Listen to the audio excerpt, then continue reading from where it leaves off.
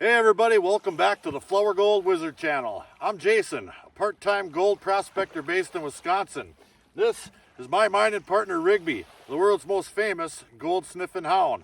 Where he lays down, you dig. That's a guarantee. But today, we're on the beautiful shores of Lake Superior in Michigan. And we've been testing all over the place.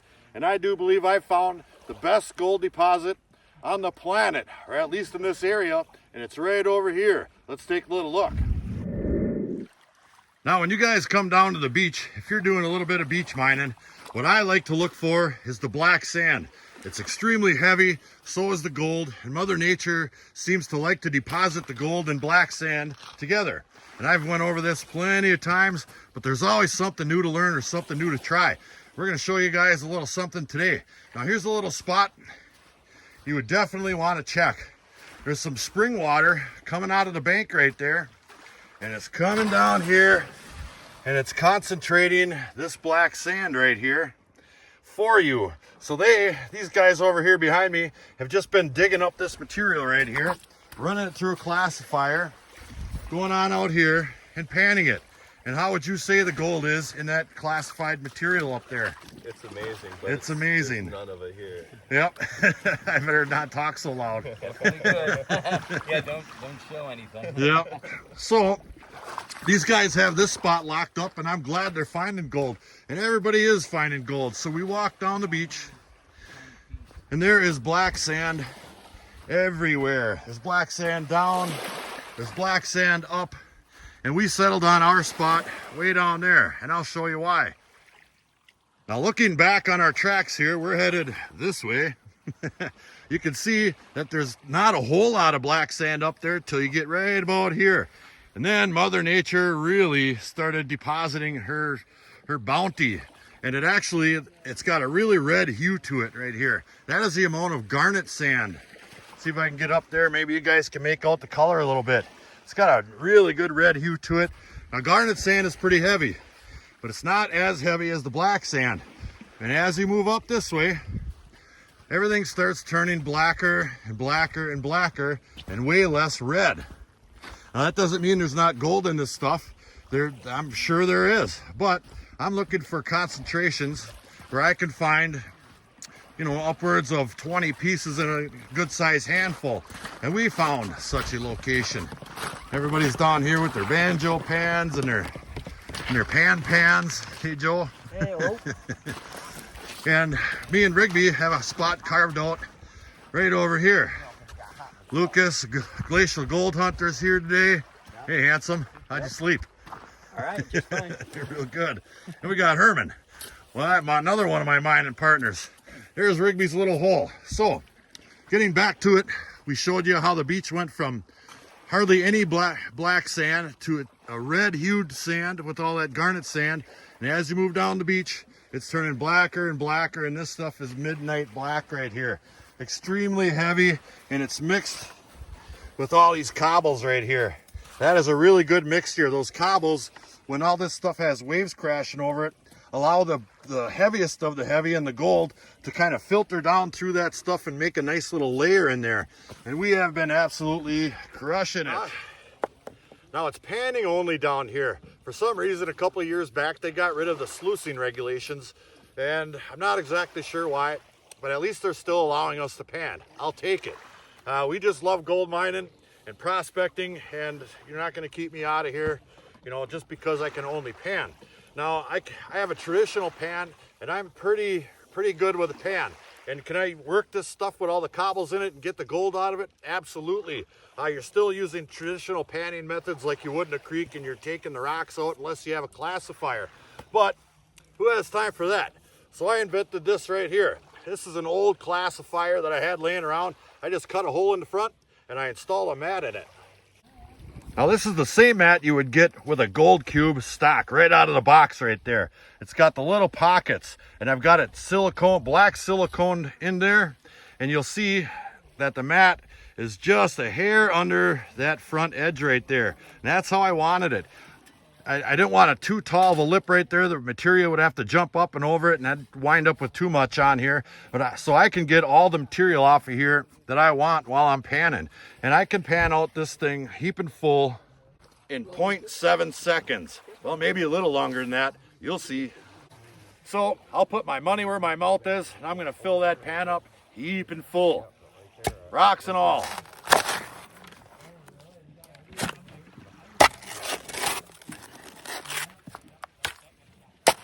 Now, using a traditional pan, you would never, ever attempt anything like this. This baby is heaping. Let's go pan it out and see how well this thing works.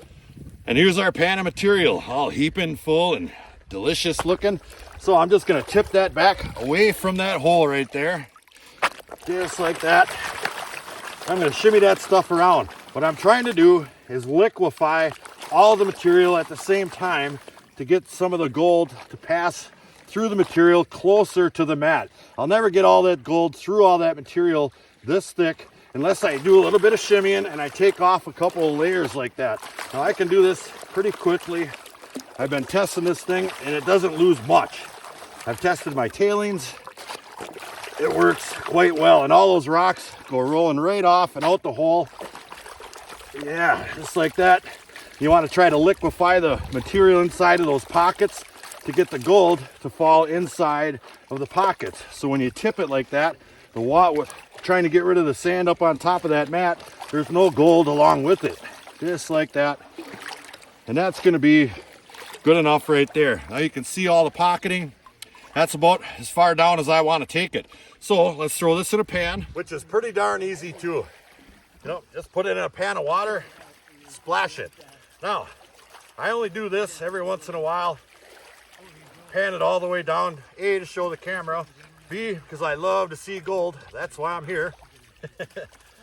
And I don't want to have half of a 5-gallon pail of concentrates when I get home. So I'll pan this one all the way down to the gold so you guys can see it too. And the rest of the day we'll just get it down fairly close. I wind up with about probably 2 tablespoons of material here, and I'll get that down to about a teaspoon or a teaspoon and a half, and in my concentrate bucket it goes. Oh, it's going to be a really good day. So let's go ahead and pan this one out, see how much gold we got. Yeah, that glacial gold hunter, I tell you, thinks he knows everything about botella pans. Now here's that 2 tablespoons full of material right here. Now, what I like to do is get it all down into this corner right here. I've got a pretty good pitch on this pan, and I'm just shimmying it enough to sink the gold through some of that black sand. This gold is really flat, and the black sand is little teeny weeny round dots, and they fit together better than the gold fits in with them. So they're always fighting each other. So I'll pull my pan back and get it flat. That'll be less material that the gold has to try to fall through. And I'll pan off the top, flatten it out, shimmy, shimmy, shimmy, just like such. And I'll have this down to about a teaspoon in no time. Just like that. All right, give me just a minute and I'll show you nothing but gold. And the gold, it's still good. It's still here from yesterday. Take a little peek-see at that right there. Ooh, there's dots all over the place. Now, I didn't give them a count. It looks to be, I don't know, just under 400 or so pieces. So we're gonna go ahead and take this right here. Dump it in my classifier bucket, and we're gonna continue. We have lots of bending over to do today, so we're gonna get after it. You only get so many. Oh, and did I mention the lack of wind, which affords us the opportunity to look in the water, which is crystal clear, and look for agates, cool beach rocks, and specimens. What a day this is gonna be right here. I brought a hat down because the sun is gonna be beating down even through all that Canadian wildfire smoke you see out there. And also, a while back, I actually found a specimen. It kind of resembled this type material right here, but it actually had almost a gram of gold in it. Super flaky gold. I still have it. I don't have it with me, but maybe we can find another one. So we've got our hands full today. Let's get them going. Well, me and Rigby are still hard at it, as you can see. We're pulling up pan after pan, just like this one right here. Look at all that gold in there. Ooh, doggy. With maybe an 1/8 of a teaspoon of black sand, that's far enough. I'll get that in my concentrate pail. So I'm gonna take just a 5-minute break, not a sit-down break, an experiment break. Now, a lot of times when I make these videos, people come up with suggestions, and one of them being if you could locate areas of this black sand that have more magnetics associated with them, you might be able to find more gold. So I'm going to go ahead and put that to the test.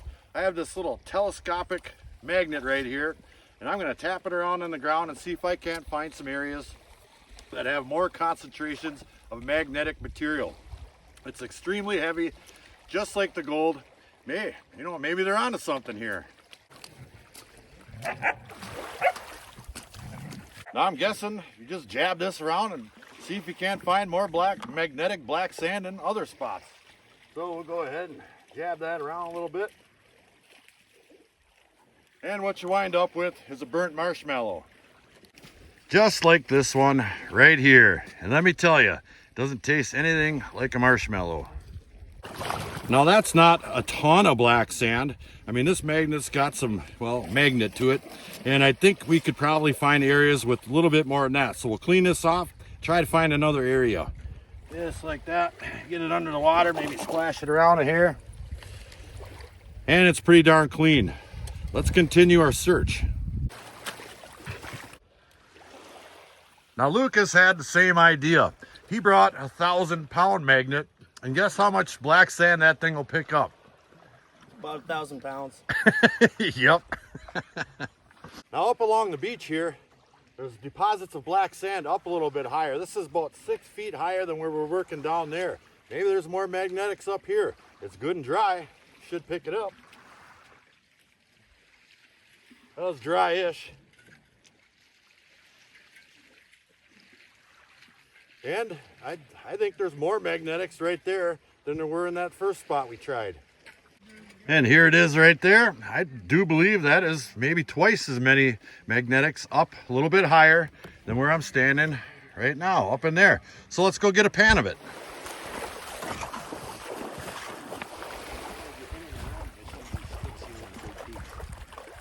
And here's all the gold we got from up high and the higher magnetic stuff. Not one speck. So I'm going to stick to what I know and where I know there's gold. We're going to work this spot all day, and I'll show you what I got in my classified bucket a little bit later in the afternoon, because it's going to be something spectacular. So back to work. Now we've been grinding. We got a whole pile of concentrates over there. Well, actually not all that much, but we got a whole pile of gold in there. So we're going to have a little snack. I didn't eat breakfast today, so we got some smoked salmon and some deer venison right here. This is really good stuff. Let's see if Rigby might want a piece. There you go, buddy. Oh yeah. He needs that. He's a hard-working miner. Hey, buddy. Well, it is absolutely getting hot out here, and the flies are ruthless. Rigby's got 5,000 of them on him at all times, biting them, so we're going to get the heck out of here. We moved a lot of material today, and we had a lot of fun today, but Rigby is not having fun anymore. Here's our pile of concentrates right here. Now this is actually from yesterday and today. Well, we're going to leave it a little bit early from here. We're going to head back to the campsite. We're going to run all this over our cleanup sluice and see a big smile of gold in a pan. Hold on to your hat. See you, Lucas. Bye. Well, we made it back. Rigby's missing some skin. They were really after him today for sure.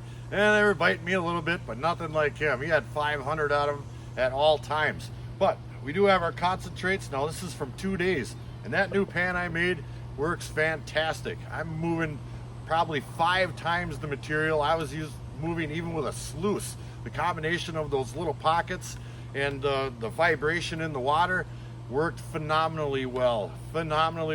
I've got our cleanup sluice up and running, so we're going to go ahead and grab some of this stuff, run it over the sluice, because it's going to be something to see. So let's run a few over and take a little look together. Now this is a mighty small sluice right here, so you don't want to put excessive amounts on it. This is probably all it holds after you're done doing your cleanup, so you definitely wouldn't want to put more than that on it at one time. And you can see it creeps on down there nice and slow and exchanges the lights for the heavies. But most importantly, look right in there. That there is gold. Lots of pieces of it too. We got this material down to dang near pure gold. I wound up with about I don't know, half a teaspoon when I dump it in my concentrate container. So we're really gonna have something to see. Other than those darn flies, I'm sorry, buddy. They weren't bad yesterday. Oh man. Now when I was panning and pulling back in my regular pan just to see some gold here and there, I saw a pretty darn big flake of gold, and into the bucket it went. I hope I catch it on this little sluice here. It's more designed for real tiny round, well maybe not round, but super tiny specks of gold that you just can't capture with other sluices. And you know, I have noticed that this sluice will let those big flat flakes skip on by because they're bigger than the riffles in this system right here. So I am catching the tailings in this red bowl right here, and we will do some panning just to make sure I don't miss that big flake. But it was the size of, I don't know, the Wisconsin flag.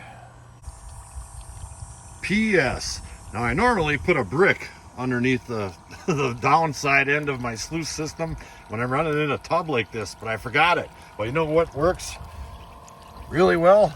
That can of PBR right there. Cobbles, everybody. Well, we've got most of it in there. There's a little bit I can't quite get out of there with my spoon, so I'm going to just go ahead and pan that. But I wanted to show you the sluice first. Yeah, this baby is, we'll start right down here at the bottom. It's got some gold in it, for sure. Wait till you start getting up towards the top here a little bit. Yeah. Come on, Glare. Look at there. As we get up, it's even thicker and thicker and thicker. Ooh, we did well. We did well. So I'm going to go ahead and pan that out quick and then get all that stuff in a pan. Take a little peek at it all together.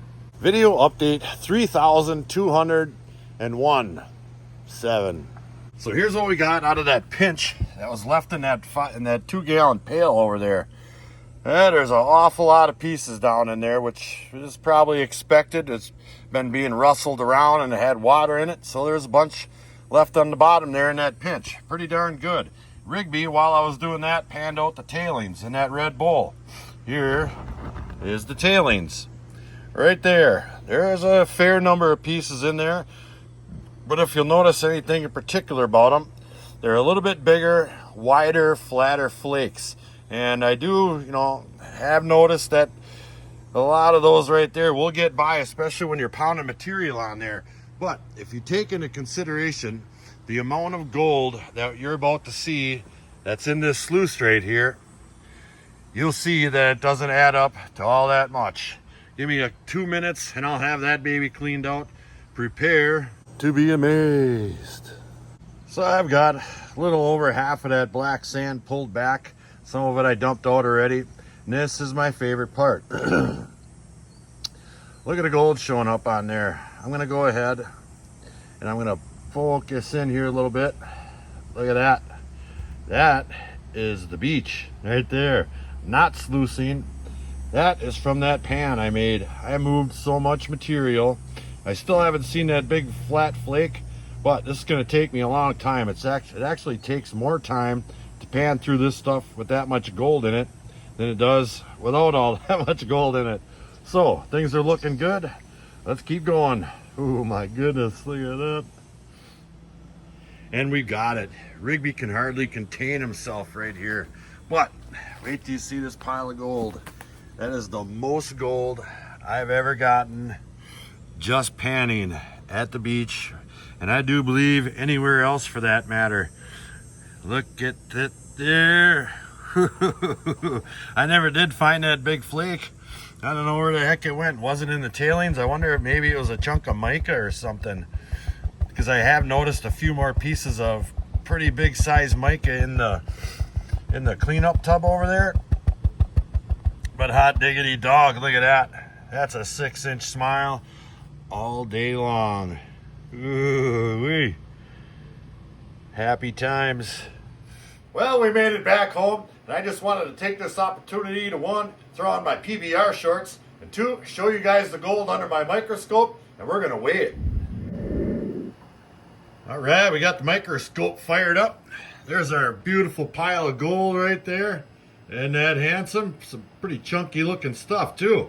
That's right, it's beach gold, 100%. We love the beach. So let me grab this little handle dealio back here. We'll get it down into microscope mode. Let's see, where's a pile? Right there. All right, let me focus that in there. Oh man, look at how beautiful that is. Looks like cornflakes. That's the battle. Trying to get that flat flake gold to settle down through a trillion of those little bitty teeny weeny black dots right there.